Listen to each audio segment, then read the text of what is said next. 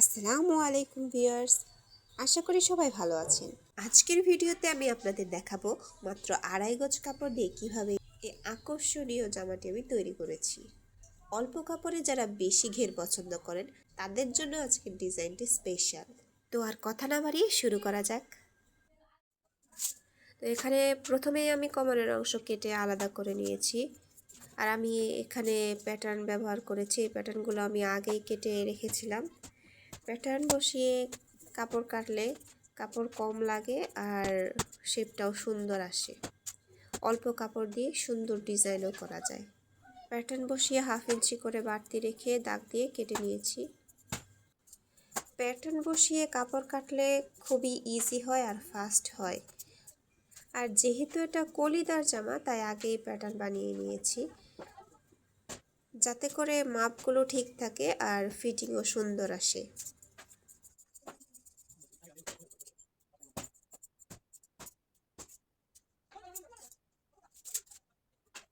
বডির পার্ট কাটা শেষ। এখন এই বডি পার্টের মাপ অনুযায়ী নিচের ঘেরের অংশটুকু কাটব। এটা আটকানো সাইড, এখানে 2টা পার্ট হবে, তো মাঝখানের পার্ট অনুযায়ী এখানে মাপ দিয়ে নিয়েছি। আর যে পাশে খোলা অংশ সেটা হবে সাইডের, আর সাইডের যে পার্টগুলো সেটা 4টা পার্ট হবে। একটু খেয়াল করে দেখেন তাহলেই বুঝতে পারবেন। কাটা শেষ, এখন আমি আপনাদের দেখিয়ে দিচ্ছি যে কাটার পরে কেমন হবে। এখন সেলাইয়ের পালা। প্রথমে আমি বডির পার্টগুলো জয়েন্ট করে নিচ্ছি। বডির সামনে 3টা পার্ট, পিছনের 3টা পার্ট, মানে 6টা পার্ট টোটাল। তো জয়েন্ট শেষে আর একটু কাটসাট করা বাকি আছে। নিচে 1 ইঞ্চি বা 1/2 ইঞ্চির মতো রেখে একটু শেপ দিয়ে কেটে নিয়েছি। আর গলা আমি রেখেছি গোল গলা, সামনে পিছনে 2টাই গোল গলা। আর এখানে 1/2 ইঞ্চি রেখে তালপাট কেটে নিয়েছি। আর এখানে সাইডে 2 ইঞ্চির মতো বাদ দিয়ে আমি রাউন্ড শেপ দিয়ে কেটে নিয়েছি। এবার বডি পার্ট আর নিচের পার্ট একসাথে জয়েন্ট করে নিয়েছি।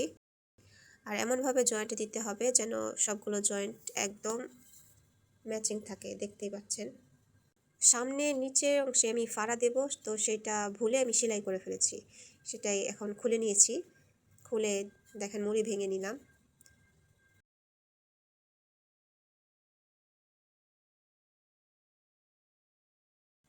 আমি কোলের জয়েন্টের মাঝখানে সাদা পাইপিংগুলো ব্যবহার করেছি। এর ফলে জামাটিতে একটা গর্জিয়াস লুক এসেছে। আপনারা চাইলে লেসও ব্যবহার করতে পারেন। আমার কাছে লেস ছিল না, তাই আমি শুধু পাইপিংই ব্যবহার করেছি।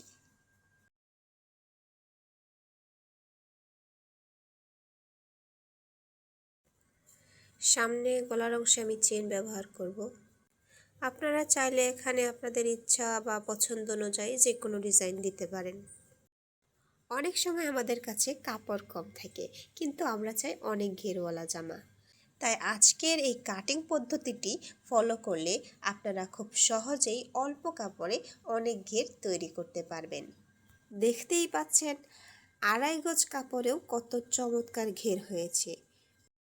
ভিডিওটি ভালো লাগলে লাইক দিন এবং নতুন নতুন ডিজাইনের জন্য চ্যানেলটি সাবস্ক্রাইব করে রাখুন।